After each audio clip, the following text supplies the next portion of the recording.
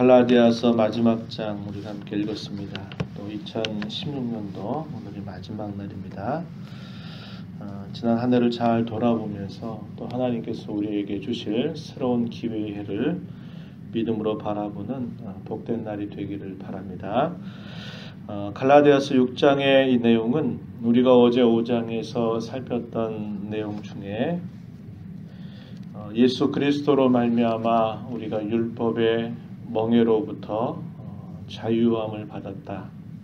그러한 자유함을 어떻게 우리가 이 땅에서 그것을 쓰며 누리며 살 것인가 라고 그럴 때 두 가지 면으로 힘쓸 것을 우리가 교훈받았는데, 하나는 사랑 안에서 서로를 섬겨라.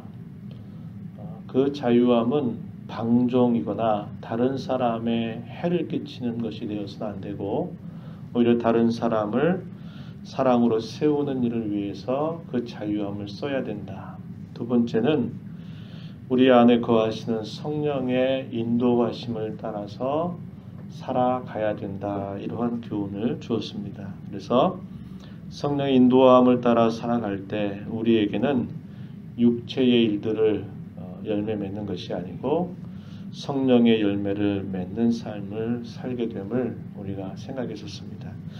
오늘 우리가 읽은 6장의 내용은 이 5장의 마지막 부분의 말씀을 받아서 성령 안에서 우리가 살아가는 삶, 성령의 인도하심을 따라 살아가는 삶은 어떤 삶일까? 이런 질문을 가지고 오늘 본문의 말씀들을 생각해 볼 수 있겠는데요. 자, 먼저는 그리스도 안에서 누리는 이 자유를 빼앗길 수 있는 소지가 어디에 있느냐? 함께 교회를 이루고 있는 그 성도들 사이에서 원치 않게 어떤 범죄한 일을 행하게 될 때, 그 범죄가 드러날 때 어떻게 해야 될 것인가, 그 이야기를 해줍니다. 어떻게 하라고 표현했습니까? 1절 하반절 보면 온유한 마음으로, 온유한 심정으로 그를 바로 잡아 주어라, 이렇게 말했습니다.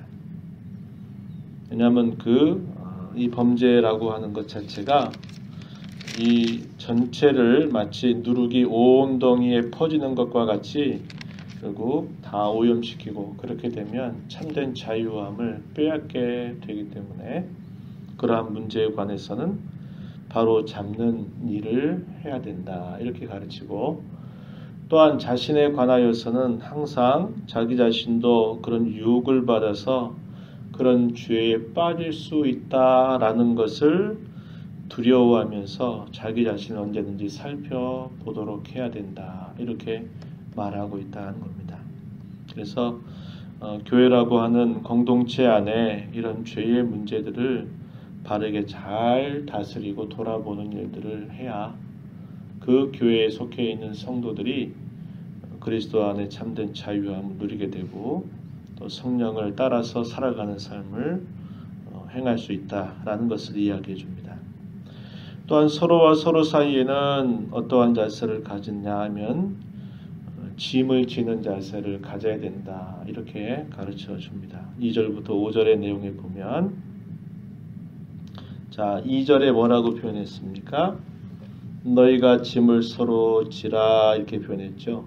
짐에서 밑에 가서 보면 뭐라고 표현했냐면 무거운 짐을 서로 지라.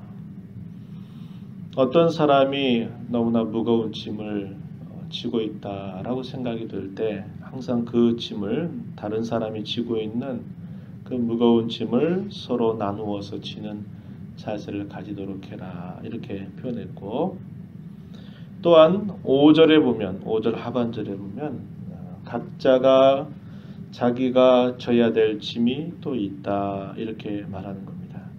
그래서 다른 사람의 짐, 형제의 짐을 서로 지려고 하는 자세를 갖고, 또 각자가 자신에게 주어져 있는 그런 짐에 관해서는 자신이 스스로가 그 짐을 잘 지는 자세를 가질 것에 대해서 교훈해 주고 있습니다.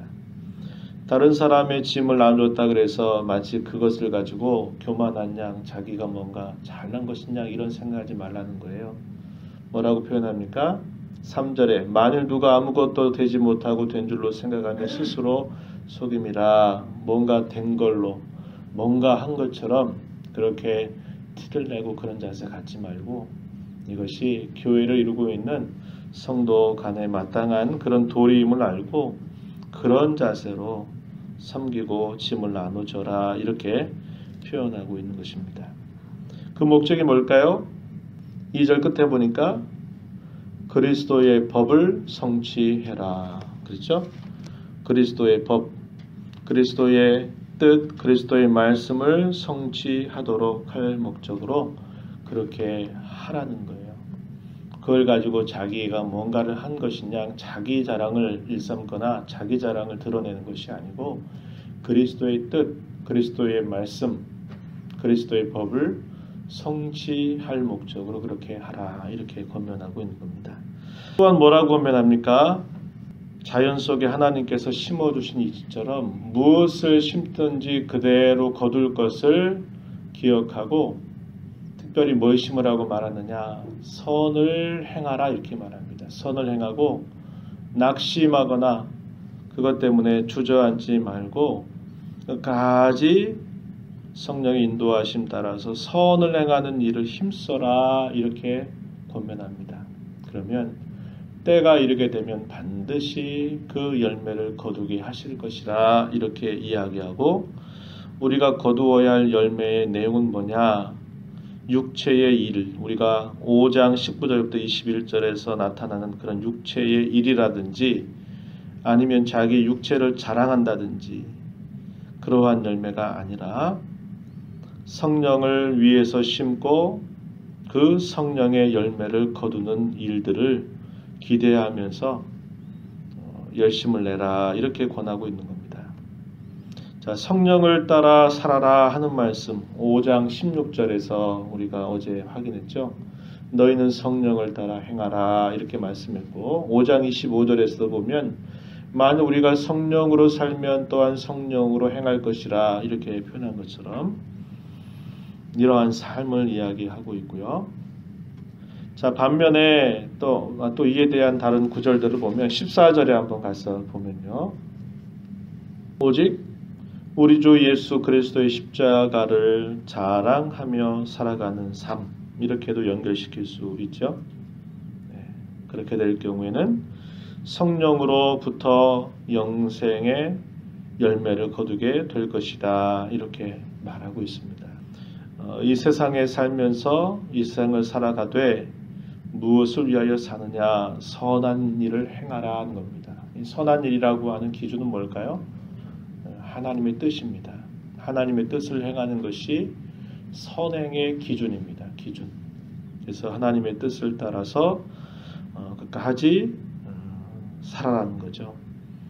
주어진 현실 속에서 그것이 단번에 어떤 열매로 드러나지 않는다 그래서 낙심하지 말고 분명히 그 거둘 때가 있음을 기억하고 끝까지 선을 행하는 일에 힘쓸 것에 대해서 말하고 있습니다. 9절에 보니까 이렇게 표현했죠. 우리가 선을 행하되 낙심하지 말지니 포기하지 아니하면 때가 이름에 거두게 될 것이다, 이렇게 말하고 있습니다.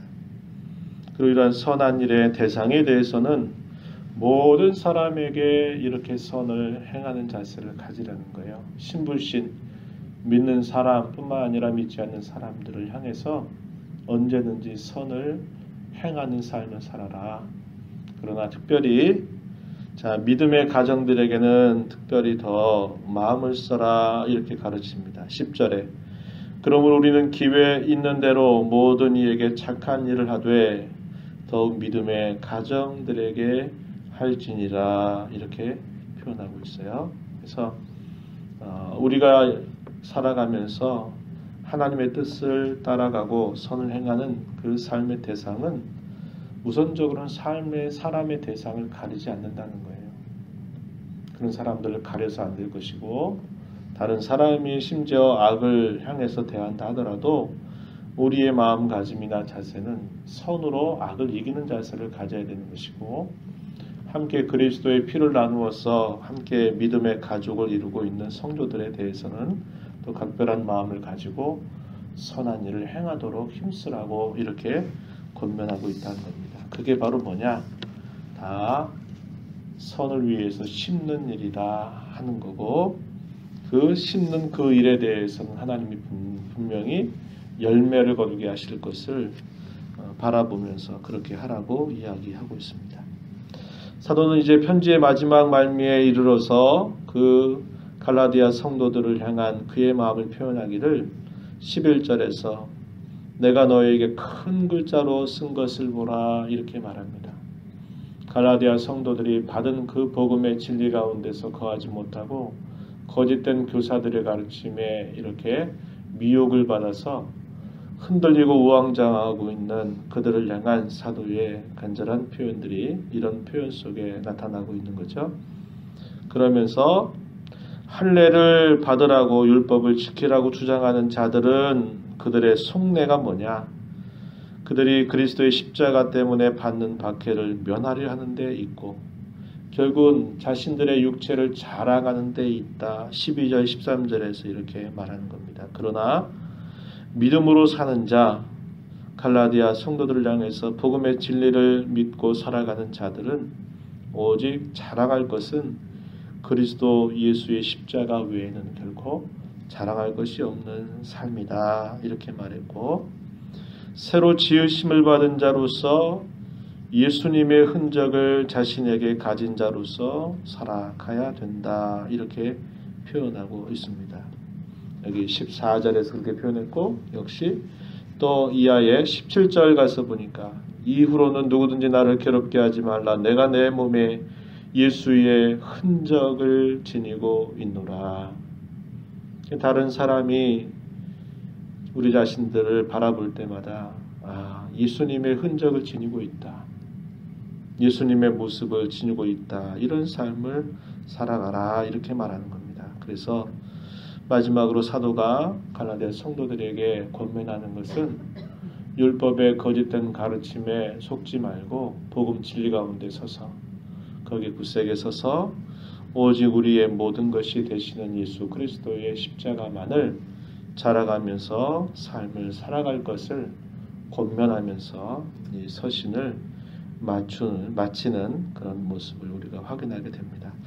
우리가 이 말씀을 읽어가면서 성령을 따라 살아가는 삶, 그것이 어떤 삶인가를 잘 정리해서 우리가 이런 성령을 따라 살아가는 삶 속에 언제든지 하나님의 뜻에 대해서 또 선한 일에 대해서 낙심하지 말고 우리에게 거두게 하실 그 하나님을 바라보면서 우리가 믿음 가운데 서가야 되겠다라는 것을 다시 한번 다짐하고, 우리가 믿음으로 이 복음의 진리를 가지고 살아간다고 할 때는 오직 우리의 모든 것이 되시는 예수 그리스도만을 자랑하고 그분의 흔적을 우리 몸에 마치 지니고 사는 자처럼 살아가는 저와 여러분의 삶이 되기를 진심으로 축복합니다. 하나님 아버지 감사합니다. 이 새벽 시간 저희들을 불러주셔서 2016년 마지막 새벽 기도회로 또 주 앞에 저희들을 서게 하심을 감사합니다. 한 해 동안도 새벽 시간마다 또 저희들을 인도해 주셔서 하나님의 말씀을 들음으로 또 그 교훈을 마음에 품고 저희들의 삶을 살아갈 수 있는 많은 기회들을 우리에게 허락해 주심을 감사합니다. 저희들로 하여금 이 땅에 살아가는 동안 우리 안에 거하시는 성령의 인도하심을 따라 늘 힘써 살아가는 삶이 되게 하셔서 교회를 이루는 성도 상호 간에 서로의 짐을 나누어지고 각자에게 주어진 짐을 늘 지려고 하는 자세를 가질 뿐만 아니라 또 이런 죄에 대하여서는 항상 저희들의 마음을 추스려서 이런 죄들을 잘 다스릴 줄 알게 하여 주시옵고, 저희 안에 허락하신 바와 같이 선을 행하되 낙심하지 않고 주의 뜻을 행하며 살아가는 삶, 오직 우리 주 예수 그리스도의 십자가의 흔적을 지니고 십자가를 자랑하는 삶을 살아가는 우리 모든 성도들이 되게 하여 주시옵소서. 한 해를 주 안에서 마무리하고 또 새로운 한 해를 믿음으로 기대하며 또 받는 귀한 날 되도록 인도하여 주옵소서.